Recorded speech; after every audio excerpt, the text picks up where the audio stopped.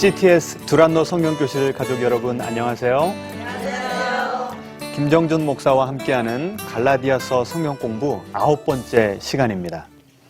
갈라디아서는 총 16번에 걸쳐서 우리가 갈라디아서를 공부하고 있는데 이제 중반을 넘어서 9번째 시간이 되었습니다. 어떻게 그 예수님의 복음에 대해서 이해하시는 그 폭이 좀 더 넓어지시고 깊어지셨습니까? 예.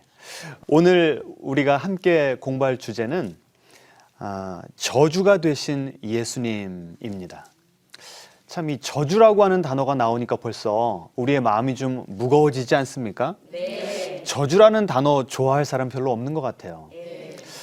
제가 목회를 하다 보니까 신앙에 대해서 또 성경에 대해서 질문을 받을 때가 있습니다. 근데 자주 등장하는 질문 하나가 무엇이냐면 진노하시는 하나님, 심판하시는 하나님, 이런 하나님을 어떻게 이해해야 됩니까? 라고 하는 그런 질문을 받을 때가 있습니다. 그 용서하시는 하나님, 사랑의 하나님은 묵상할수록 은혜가 되고 우리에게 위로가 되는데 그 진노하시는 하나님, 우리에게 저주를 내리시는 하나님은 거부감이 들고 어떻게 똑같은 하나님이 사랑의 하나님과 또 저주의 하나님, 용서하시는 하나님과 동시에 진노하시는 하나님일 수가 있는가? 그 두 분의 이 두 가지 속성이 양립 불가능해 보이기 때문에 과연 이런 그 하나님의 속성을 어떻게 이해해야 될지 고민이 되는 것이 사실입니다. 그 저주하시는 하나님, 심판하시고 진노하시는 하나님이라고 하는 이 사실은 성경에 엄연히 있는 진리입니다.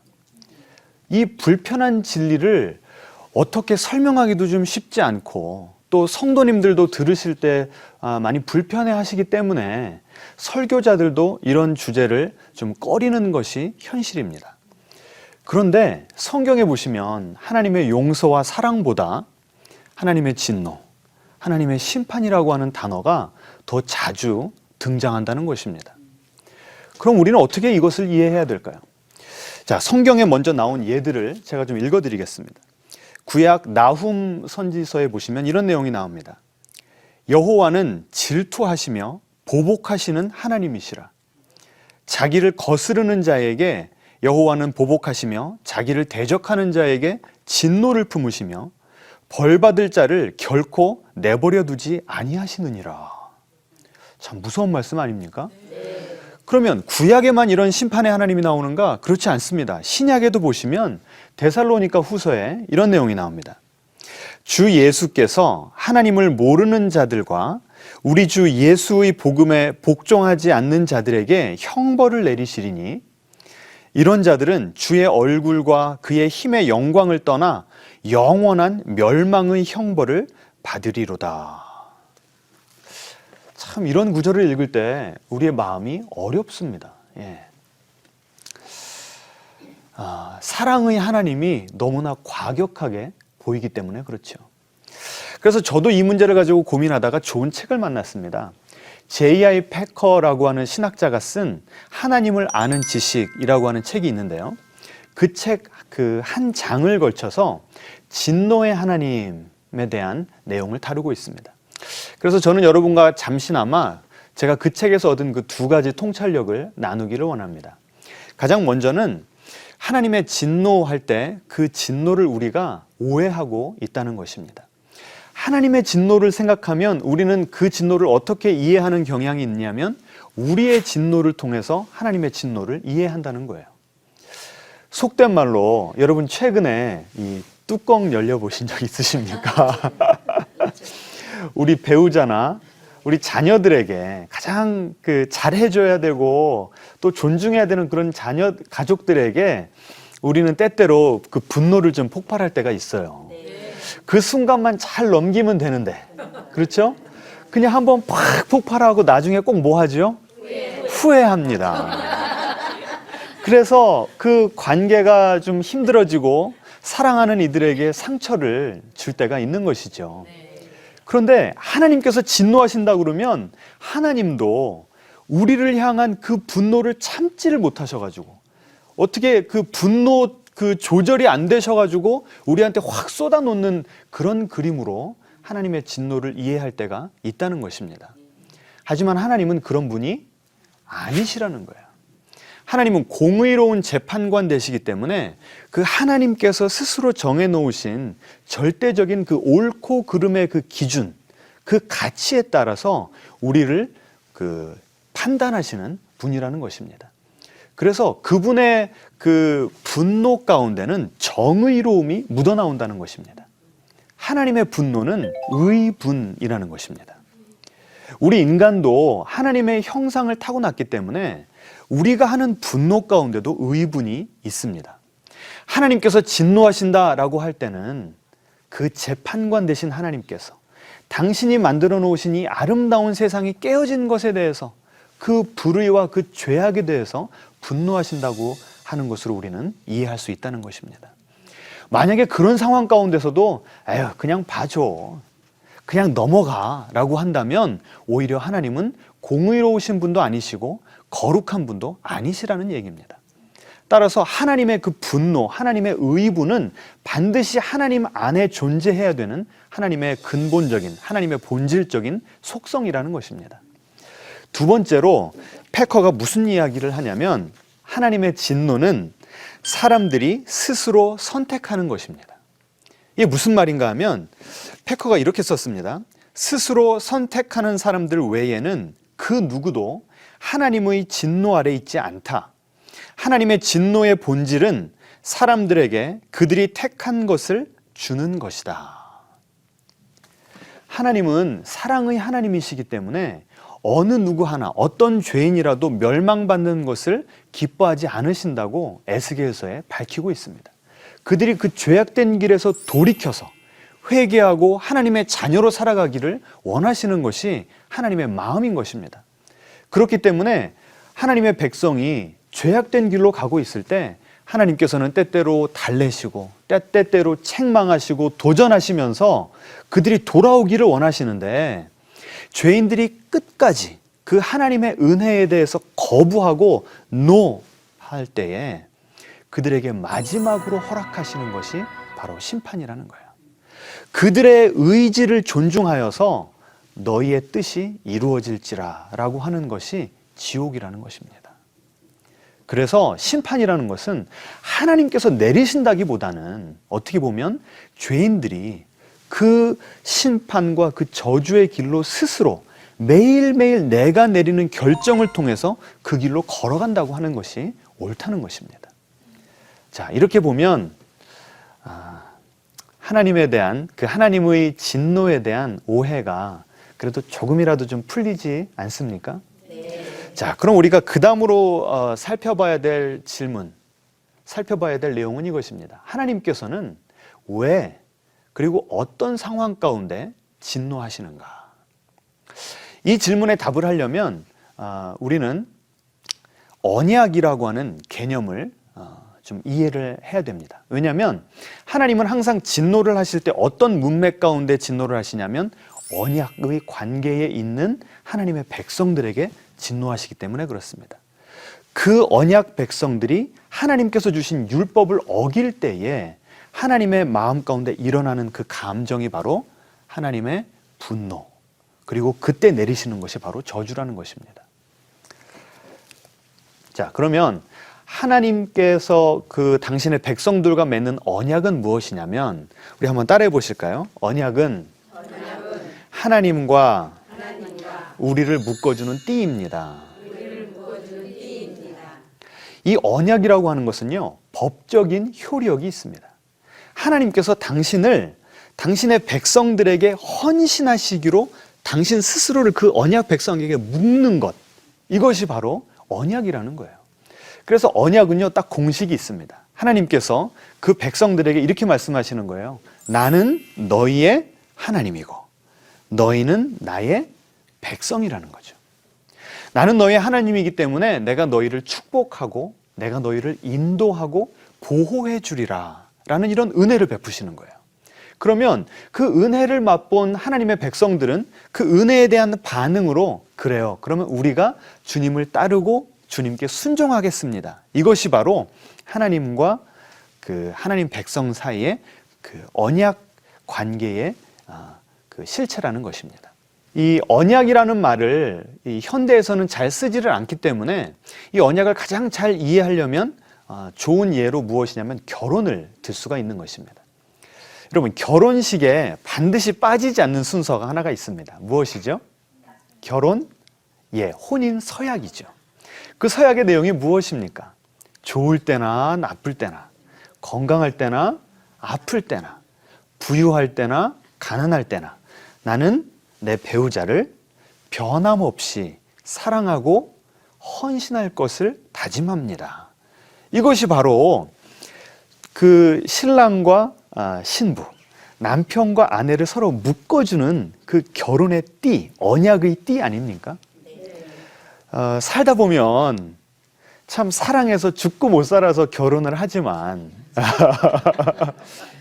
살다 보면 서로에게 좀 서운할 때도 있고 사랑하는 감정이 약간 좀 식어질 때도 있죠. 그런데 그때 우리를 서로에게 묶어주고 헌신하게 하는 그것이 바로 그 결혼 서약이라는 것입니다. 이것이 바로 언약이 주는 힘이라는 거예요. 하나님도 우리를 대하실 때 우리를 보시면서 항상 우리가 이쁘시기만 할까요? 때때로 우리가 주님의 가슴을 아프게 해드릴 때가 있잖아요. 주님을 근심하게 해드릴 때가 있잖아요. 그런데 주님은 그때조차도 변함없이 우리에게 헌신되어 있으시다는 것입니다. 무엇 때문에 그래요?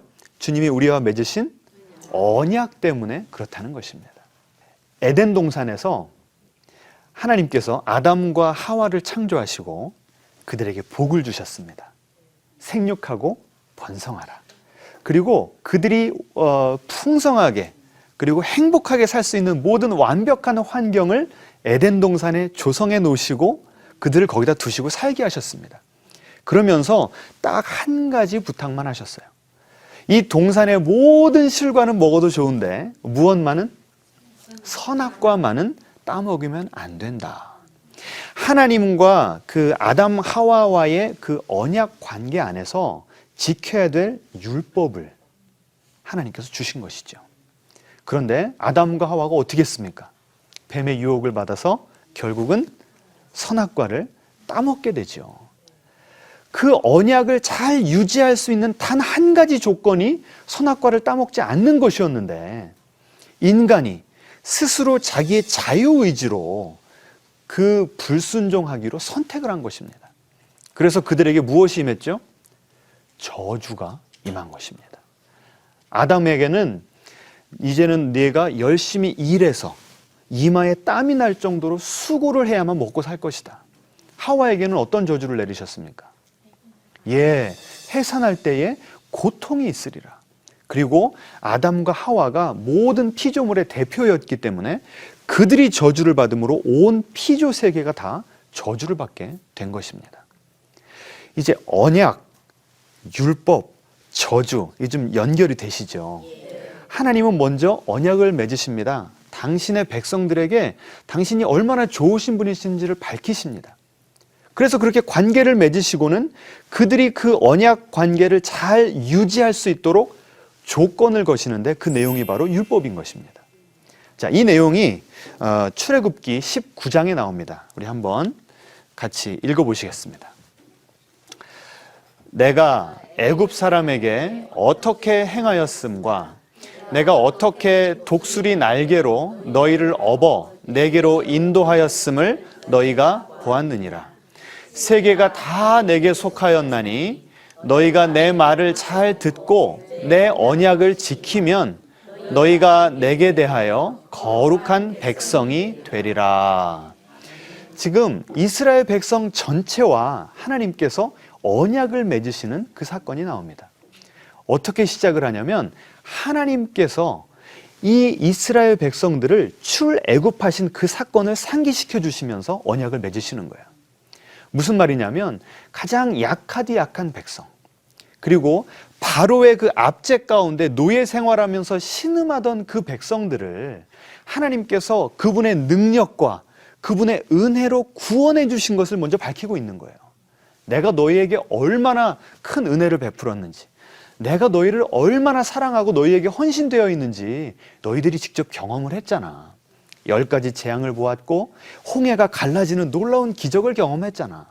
이제 너희 나랑 같이 살래? 이제 너희 내 말만 잘 듣고 살래? 그러면 내가 너희를 보석과 같이 귀하게 여겨주고 다른 모든 민족과 구별되는 거룩한 백성 내가 삼아줄게. 하나님께서 어떻게 보면 청혼을 하신 것입니다. 그런데 그 청혼에 대해서, 그 초청에 대해서 이스라엘 백성들이 어떻게 반응했는지 한번 같이 읽어볼까요? 백성이 일제히 응답하여 이르되 여호와께서 명령하신 대로 우리가 다 행하리이다. 마치 결혼 서약할 때 검은 머리 파뿌리 되도록 사랑하시겠습니까? 라고 하면 신랑 신부가 어떻게 답해요? 네 하죠. 딱 지금 그 장면인 것입니다. 하나님은 이스라엘 백성의 하나님이 되시고 이스라엘 백성은 하나님의 언약 백성이 되는 아름다운 순간인 것입니다. 이렇게 먼저 언약을 맺으신 다음에 그 다음에 하나님께서 무엇을 하시냐면 그들에게 율법을 주십니다. 우리 한번 출애굽기 20장에 나온 구절들을 읽어보겠습니다. 나는 너를 애굽 땅 종되었던 집에서 인도하여 낸 내 하나님 여호와니라. 너는 나 외에는 다른 신들을 내게 두지 말라. 지금 똑같은 패턴이 반복되죠. 그 출애굽의 그 구원의 은혜를 먼저 상기시켜 주신 다음에 그 다음에 뭘 주셨어요? 십계명이라고 하는 율법을 주셨다는 것입니다. 지금 이제 결혼 관계가 성립된 거예요. 하나님과 당신의 언약 백성 사이에. 그랬는데 주신 첫 번째 계명이 뭐라고요? 너는 나 외에는 다른 신들을 내게 두지 말아라. 하나님의 그 언약 백성과의 사이에는 배타적인 관계가 성립했다는 것입니다. 이제 이스라엘 백성들은 다른 신들에게 한눈을 팔면은 안 된다는 거예요. 마치 결혼한 부부가 TV에 잘생긴 꽃미남 나온다고 아내들이 한눈 팔면 되겠습니까? 안 되겠습니까? 안 되죠. 예쁜 아이돌 여성 그룹들 나온다고 우리 남편들이 눈 돌아가면 되겠어요? 안 되겠어요? 안 되는 거죠. 서로가 서로에게만 집중할 때의 그 관계가 아름다운 것처럼 하나님께서도 이 십계명, 율법의 가장 첫 계명에 이제 너희는 나만 바라보고 나만 사랑하면서 살아야 돼. 하나님께서 그것을 요구하신 것입니다. 그런데 이 출애굽을 직접 경험했던 이 이스라엘 백성들은 하나님께 그래요, 저희가 주님만을 바라보고 주님만께만 순종하겠습니다라고 약속은 했지만 실제 광야 40년 동안 그들은 하나님의 율법을 제대로 지키지 못했습니다. 풍요의 신, 쾌락의 신을 쫓으면서 하나님께 그 하나님의 가슴을 많이 아프게 해드렸습니다. 그래서 그 출애굽 1세대들은 하나님께서 약속하신 그 축복의 땅인 가나안에 들어갈 수가 없었고 그들의 자녀들인 출애굽 2세대들만 이제 그 땅에 들어갈 수가 있었던 거예요. 그래서 모세가 이제 하나님의 부르심을 받을 때가 되자 그 출애굽 2세대들에게 신신당부하는 내용, 그 고별 설교가 신명기서인데 그 신명기서 28장에 보시면 하나님의 언약을, 그 율법을 잘 지키면 하나님께 얼마나 축복을 받고 하지만 그 율법을 어기면 어떤 저주가 그들에게 임할지가 자세히 나와 있습니다. 제가 한번 그 내용들을 좀 읽어드리겠습니다. 그 축복의 내용들을 먼저 읽어드릴게요. 28장 1절부터 6절까지 제가 읽어드리겠습니다. 내가 내 하나님 여호와의 말씀을 삼가 듣고 내가 오늘 네게 명령하는 그의 모든 명령을 지켜 행하면 네 하나님 여호와께서 너를 세계 모든 민족 위에 뛰어나게 하실 것이라.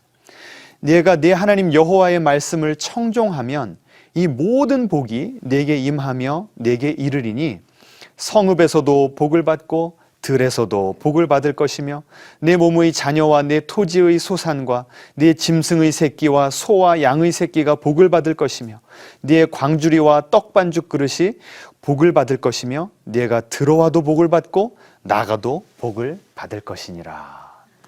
우리가 좋아하는 모든 축복의 구절들이 이 28장 1절부터 14절까지 쫙 나옵니다. 우리 어르신들이 대표기도 하실 때마다 계속 자주 즐겨 읊으시는 모든 축복의 내용들이 여기 다 나오는 거예요. 그런데 하나님의 율법을 어길 때에는 어떤 일들이 벌어지는가? 자, 16절부터 19절까지를 제가 읽어드리겠습니다. 네가 성읍에서도 저주를 받으며 들에서도 저주를 받을 것이요 또 네 광주리와 떡반죽 그릇이 저주를 받을 것이요 내 몸의 소생과 내 토지의 소산과 내 소와 양의 새끼가 저주를 받을 것이며 네가 들어와도 저주를 받고 나가도 저주를 받으리라. 참 무서운 내용 아닙니까? 이 저주의 내용이요, 축복은 14절을 할애해서 쓰고 있는 반면에 저주는요 15절부터 68절까지 거의 4배를 걸쳐서 축복의 4배의 그 공간을 할애해가지고 그 저주가 얼마나 무시무시한 것인지를 밝히고 있습니다. 왜 모세는 그 출애굽 2세대들에게 하나님의 부르심을 받기 전에 신신당부하면서 그 저주의 내용을 이렇게 길게 읊고 있을까요? 모세의 마음이 어떻다는 거예요? 이들이 저주를 받기를 원하는 것이 아니라 축복을 받기를 원해서 너희들이 하나님의 길을 떠나면 이런 비참한 결과가 이를 것이다라고 애타는 마음으로 경고를 하고 있는 것입니다. 축복을요, 한마디로 정의를 내리면, 요약을 하면 이렇습니다. 축복은 하나님께서 언약 백성에게 함께 하시는 거예요. 그 하나님께 접붙어 있으면요, 생명의 근원, 축복의 근원이신 하나님께서 그 생명과 축복을 우리에게 흘러 들어가게 하신다는 것입니다. 그렇다면 저주는 무엇일까요? 하나님께서 그 임재를 거두어 가시는 겁니다. 하나님께서 그 관계를 단절시켜 버리시는 거예요. 계속해서 하나님의 은혜를 거부하는 자들에게 지금 너희가 누리고 있는 그 축복이 어디에서 온 것인지를 내가 깨닫게 하겠다 하시면서 그 당신의 생명과 축복의 임재를 거두어 가시는 것, 이게 바로 저주라는 것입니다. 이렇게 이스라엘 백성들은요, 모세를 통해서 축복과 저주의 길, 그 앞에 그 미래가 보이는 그 축복과 저주의 길을 다 설명을 들었음에도 불구하고, 신신당부의 부탁을 받았음에도 불구하고 어느 길로 걸어갔을까요? 축복의 길을 갔을까요? 저주의 길을 갔을까요? 저주의 길을 간 것입니다. 사사시대, 왕정시대, 포로시대를 거치면서 점점 이스라엘의 마음이 강팍해지고 강팍해져서 한 번씩 하나님의 사랑의 매를 맞고는 다시 돌아와요. 그러다 또 타락하면서 저 밑에 나락으로 떨어집니다. 그러다 또다시 하나님의 매를 맞고 다시 돌아오지만 그 회복된 그 영성이 처음보다 못하다는 거예요. 그렇게 계속 반복을 하면서 점점점 밑으로 내려가는 하향 나선형 곡선을 타는 것이 이스라엘 백성의 그 영성의 다이내믹이었다고 하는 것입니다. 그래서 하나님께서는 선지자들을 통해서 계속해서 권면하시고 다시 돌아오라고 애타게 하나님의 언약 백성을 찾고 계셨던 것입니다. 이사야서 1장에 보시면 그런 내용이 나옵니다. 하나님이 그 당신의 그 언약 백성을 향한 서운한 마음을 이렇게 표현하고 계십니다. 이사야서 1장 11절과 12절을 제가 읽어드리겠습니다. 여호와께서 말씀하시되 너희의 무수한 재물이 내게 무엇이 유익하뇨? 나는 숫양의 번제와 살찐 짐승의 기름에 배불렀고 나는 수송아지나 어린 양이나 숫 염소의 피를 기뻐하지 아니하노라. 너희가 내 앞에 보이러 오니 이것을 누가 너희에게 요구하였느냐? 내 마당만 밟을 뿐이니라.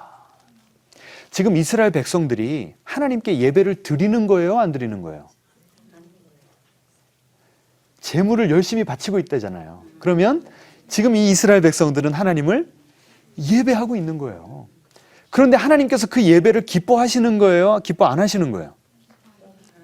기뻐하지를 않으신다는 거예요. 왜 그래요? 12절 보시면 내 앞에 보이러 오나니, 내 몸은 지금 예배당에 와 있다는 거예요. 그런데 마음은 어디가 있어요? 딴 데 가 있다는 거예요. 내 마당만 밟을 뿐이니라. 신앙생활의 모습은 그대로 있어요. 하나님을 예배하고 잘 섬기라는 율법을 외면적으로 내 행동으로는 지금 잘 지키고 있는 거예요. 그런데 내 마음은 다른 신을 섬기고 있는, 그 모습이 바로 이스라엘의 그 심판받을 수밖에 없는, 하나님께서 분노하실 수밖에 없는 이스라엘의 모습이었다는 것입니다. 저는 이런 기가 막힌 일을 들은 적이 있습니다. 어떤 아내가 집안을 청소하다가 물건 정리를 하는데 뭐가 툭 떨어지더랍니다. 딱 보니까 노트인데 남편의 일기장이었던 거예요. 거기에 이렇게 나와 있더랍니다. 나는 오늘도 너만을 생각했다. 아내와 함께 밥을 먹고 아내와 함께 이야기를 하고 아내와 함께 같은 침대에 누워 있어도 나에게는 너밖에 없다.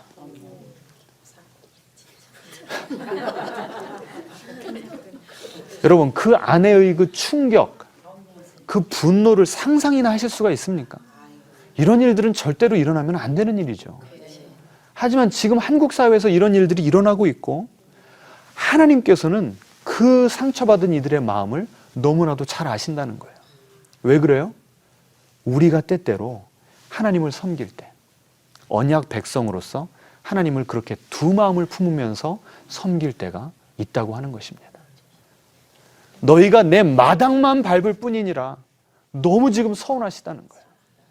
다른 쪽으로 눈을 돌리고 있는 우리의 그 영적인 모습을 보시면서 너무 가슴이 아프시고 너무 분노하실 수밖에 없다는 겁니다. 하나님께서 계속 이렇게 말씀하십니다. 하나님을 멀리 떠난 그 이스라엘 백성들의 실제 삶의 모습이 어땠는가? 이사야서 1장 23절에 이렇게 나옵니다. 네 고관들은 패역하여 도둑과 짝하며 다 뇌물을 사랑하며 예물을 구하며 고아를 위하여 신원하지 아니하며 과부의 송사를 수리하지 아니하는도다. 율법을 그 두 가지로 요약하자면 이것입니다. 하나님을 사랑하고 이웃을 사랑하는 거예요.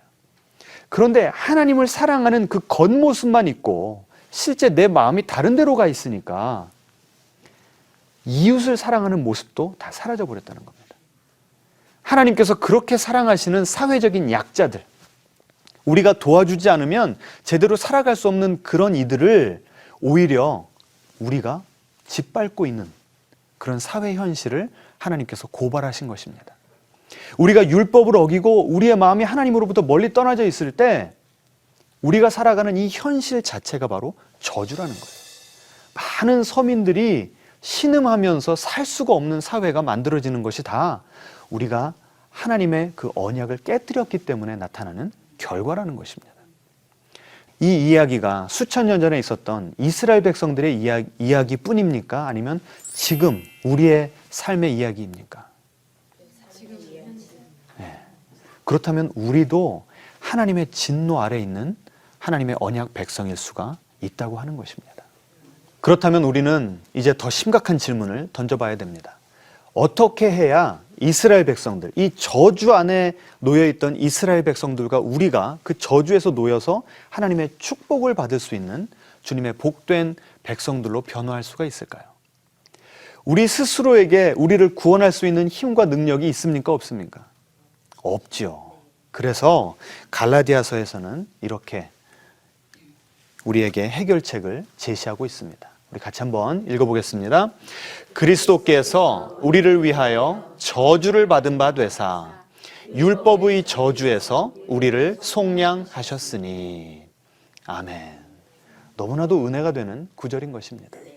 하나님께서는 그렇게 당신의 언약을 깨뜨린 우리를 이제 우리 그만하자라고 관계를 포기해버리신 분이 아니라는 거예요. 끝까지 우리를 붙잡고 계십니다. 그래서 어떤 신학자들은 그런 하나님의 마음을 가리켜서 정이라고 합니다. 그놈의 뭐 때문에요? 정 때문에 하나님은 우리를 버리실래야 버리실 수가 없다는 것입니다. 그런데 한번 생각해 보세요. 하나님은 지금 공의의 재판관이시기 때문에 율법을 어긴 우리에게는 유죄 선고를 내리셔야 되는 것입니다. 우리가 마땅히 받아야 될 것은 저주입니다. 그런데 그 저주가 어떻게 우리에게 축복으로 바뀔 수가 있냐는 거예요. 그 해답이 바로 누구시라고요? 예수님이라는 것입니다. 그 예수님께서 무엇을 하셨냐면 우리를 위하여, 이 위하여는 대신해서입니다. 우리가 받아야 될 율법을 어김으로써 우리가 마땅히 받아야 될 그 율법의 저주를 누가 받으셨다고요? 예수님께서 받으셨다는 것입니다. 그런데 더 충격적인 표현이 영어로 볼 때 잘 이 실감이 옵니다. 저주를 받으신 정도가 아니라 becoming a curse for us. 우리 대신에 저주 자체가 되어버리셨대요. 무슨 말이냐면 여러분이 율법을 어김으로써 마땅히 받아야 될 저주, 제가 받아야 될 저주, 온 인류가 받아야 될 저주를 모두 다 뭉쳐가지고 그 저주의 결정체를 예수님께서 다 감당하셨다는 것입니다. 이것이 어떻게 가능한 일입니까? 죄는 누가 졌어요? 율법은 누가 어겼어요? 그런데 그 대가는 누가 받으신 거예요? 예수님께서 대신 받으신 것입니다. 이 놀라운 은혜는요, 창세기 15장에 예표가 되어 있습니다. 아브라함에게 하나님께서 나타나셨을 때 아브라함이 15장 8절에서 이렇게 말합니다. 우리 같이 한번 읽어볼까요?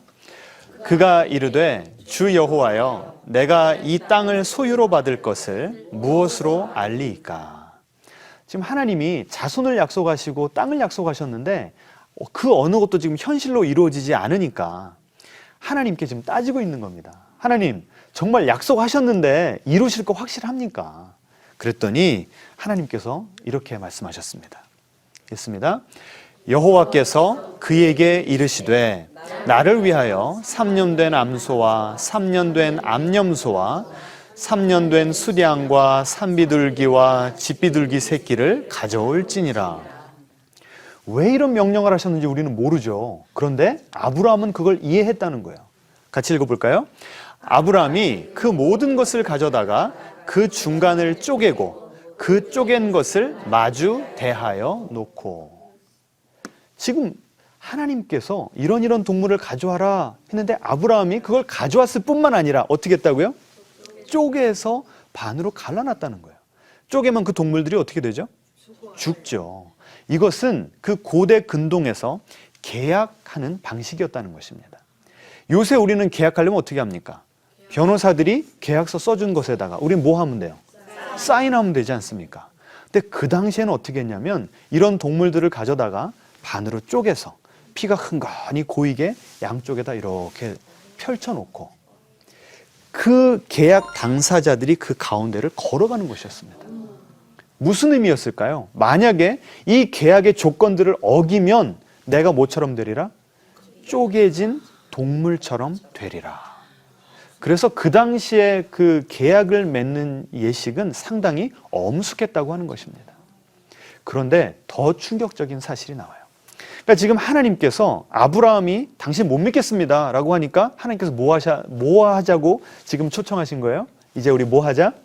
계약서 쓰자 하신 겁니다. 그랬는데 그 사이로 자, 한 구절을 더 읽어보죠. 해가 져서 어두울 때에 연기나는 화로가 보이며 타는 횃불이 쪼갠 고기 사이로 지나더라. 더 충격적인 일이 벌어진 거예요. 여기 보시면 횃불이라고 나오는데 이 불은 하나님의 임재의 상징입니다. 지금 그 쪼갠 동물 사이를 누구만 지나가신 거예요? 하나님 혼자 지나가신 거예요. 그 당시 관습으로 볼 때 이 갑의 입장에 있는 사람과 을의 입장에 있는 사람이 계약을 할 때는 둘이 같이 갈 때도 있었지만 아쉬운 쪽이 누굴까요? 을. 그래서 을 혼자 지나갈 때도 많았다는 겁니다. 그런데 지금 하나님과 아브라함의 그 권력 관계를 따지면 누가 갑이에요? 하나님이 갑이시죠. 그런데 누구만 그 쪼갠 동물 사이를 지나가셨다고요? 하나님만. 이건 어떤 의미일까요? 하나님께서 이렇게 말씀하시는 거예요. 내가 너를 통해서 모든 민족이 구원을 받고 복을 받으리라라고 하는 그 약속을 지키지 않으면 그 저주가 나에게 임하리라. 그런데 만약에 너와 내 자손들이 나의 언약 백성으로서 나의 그 율법을 어길 시에도 그 저주를 누가 받으리라? 내가 받으리라. 엄청난 은혜를 베풀어 주신 것입니다. 그 예표된 이 약속의 말씀, 그 저주가 나에게 임하리라 라고 하신 그 약속의 말씀이 어디서 성취된 거예요? 우리를 위해서 저주가 되어주신 예수님의 십자가에서 성취가 된 것입니다. 아까 제가 말씀드렸죠? 저주가 뭐라고요? 하나님께서 당신의 임재를 거두어 가시는 것이다. 예수님께서 십자가에서 당하셨던 고통이 바로 그것이었다는 겁니다. 예수님은 십자가에 돌아가시기 전날 밤에 제자들에게, 가장 친한 제자 3명에게 이렇게 당신의 심정을 고백을 하셨습니다. 말씀하시되 내 마음이 심히 고민하여 죽게 되었으니 너희는 여기 머물러 깨어 있으라 하시고. 여러분, 예수님은 당신이 십자가 지실 것을 아셨습니까? 모르셨습니까? 아셨죠. 제자들에게도 여러 번 미리 말씀하셨습니다. 그런데 실제로 이제 십자가를 지실 시간이 얼마 남지 않게 되니까 예수님께서 지금 내가 너무나 괴로워 죽게 되었다고 그 고민을 토로하시는 거예요. 아니, 다른 위인들은 죽음을 아주 장엄하게 맞은 사람들이 많았습니다. 그런데 왜 예수님은 그분의 생애 마지막에 이렇게 연약한 모습을 보이실까요? 성서학자들은 이야기하기를 지금 이때부터 겟세마네 동산에서 하나님께 기도하시는 이 순간부터 하나님께서 당신의 임재를 서서히 거두어 가셨다는 거예요. 하나님의 임재가 없는 그 지옥의 고통이 얼마나 큰 것인가를 미리 맛보기로라도 보여주셨다는 것입니다. 그래서 이 고통을 감내하고서라도 저 죄인된 언약 백성들을 구원할 것인가, 아니면 내 목숨을 살릴 것인가, 예수님에게 선택권을 주셨다는 거예요. 그런데 예수님은 무엇을 선택하셨습니까? 나의 뜻대로 마옵시고 아버지의 원대로 하옵소서. 당신을 하나님의 품에 희생 제물로 맡겨드렸던 것입니다. 그 예수님께서 하나님 아버지와 단절되는 그 고통 때문에 하나님 아버지께서 그 아들을 철저하게 잘라내버리시면서 거절하셨기 때문에 우리에게는 그 예수님이 마땅히 받으셔야 되는 그 복, 그 의로움이 우리에게 다가오게 되었다는 것입니다. 그래서 우리가 즐겨 은혜롭게 부르는 찬양 가운데 이런 찬양이 있습니다. 십자가에서 그는 내 이름 바꾸셨네. 저주에서 축복으로, 고아에서 아들로, 창기에서 신부로, 죄인에서 의인으로. 여러분, 이 놀라운 은혜가 예수님께서 우리 대신에 저주가 되어주심으로 우리에게 임하게 되었다는 것입니다. 여러분, 이 좋은 예수님의 십자가 은혜 경험하셨습니까? 예수님께서는 십자가에서 나의 하나님, 나의 하나님, 어찌하여 나를 버리셨나이까? 평소에 하나님 아버지를 아빠라고까지 부르셨던 분이 그 아빠의 임재가 전혀 느껴지지 않는 그 지옥의 고통 가운데 하나님을 아버지라고 부를 수 없어서 나의 하나님이라고 부르셨던 것입니다. 그 단절의 고통 때문에 우리에게는 하나님의 임재가 임하게 됐던 것입니다. 그 우리에게 임하던, 우리가 마땅히 받아야 됐던 그 저주를 예수님께서 십자가에서 축복으로 바꾸어 주셨다는 것입니다. 구속의 역사 가운데 하나님께서 당신의 언약 백성들에게 심판을 내리실 때가 있었어요. 에덴 동산에서 아담과 하와가 선악과를 따먹었을 때 쫓겨났죠. 그러면 하나님의 임재 가운데서 쫓겨난 것입니다. 그런데 그들에게 하나님의 임재를 완전하게 거두셨습니까? 그러지 않으셨어요. 하나님은 아담과 하와가 갔던 그 낙원 바깥에 동일하게 가시고 그들과 동행하시면서 은혜를 베풀어 주셨습니다. 이스라엘 백성들이 범죄하여서 바벨론의 포로로 끌려갔을 때도 하나님께서는 그들과 또 동행하여 주셨던 것입니다. 그런데 예수님은요, 십자가에서 그런 하나님의 은혜의 임재를 조금도 경험하시지 못했던 것입니다. 그렇기 때문에 여러분, 우리가 때때로 신앙생활을 하다 보면 하나님의 임재가 잘 느껴지지 않을 때가 있지 않습니까? 근데 그때 예수님께서 우리의 아픔을 이해하신다는 거예요. 우리와 함께 나의 하나님, 나의 하나님, 어찌하여 나를 버리십니까? 버림당한 것 같고 거절당한 것 같은 그런 아픔 가운데 있는 우리와 함께 하나님께 그런 항변의 기도를 드려주신다는 것입니다. 여러분, 이 좋은 예수님 좀 만나셨으면 좋겠습니다. 그 예수님의 깊은 은혜 가운데 좀 빠져보시기를 바랍니다. 그래서 우리는 십자가를 쳐다볼 때요, 하나님께서 우리를 얼마나 사랑하시는지, 우리에게 얼마나 변함없이 무조건적으로 헌신되어 있으신지, 그 궁극적인 증거가 십자가이구나라고 깨달으시면 되는 것입니다. 그렇다고 한다면 우리 대신에 쪼개진 동물이 되어주신, 그 저주를 대신 받아주신 그 예수님을 우리가 믿을 때에 가장 중요한 것, 하지만 가장 행하기 힘든 것이 무엇인 줄 아십니까? 따라해 보겠습니다. 예수님 믿을 때 제일 어려운 것은 예수님을 믿는 것입니다. 무슨 뜻인지 아시겠죠? 우리는 그렇게 예수님께서는 구구절절히 우리를 얼마나 사랑하시는지, 우리를 신실하게 사랑하시는지를 보여주셨음에도 불구하고 우리는 그렇게도 주님을 의심할 때가 많습니다. 우리의 기도 응답 안 들어주신다고, 우리의 시간표대로 우리의 인생을 인도하시지 않는다고 주님께 서운해할 때가 많지 않습니까? 하지만 그런 가운데서도 우리는 주님을 신뢰해야 된다는 것입니다. 그 궁극적인 증거가 어디에 있다고요? 예수님의 십자가에 있다는 것입니다. 여러분, 따라서 그 십자가에서 당신의 그 마음을 온전히 보여주시고 우리를 하나님의 자녀 삼아주신 그 예수님과 동행하시면서 행복한 신앙생활 하시는 여러분 되시기를 주님의 이름으로 축원합니다. 저는 다음 이 시간에 찾아뵙도록 하겠습니다. 감사합니다.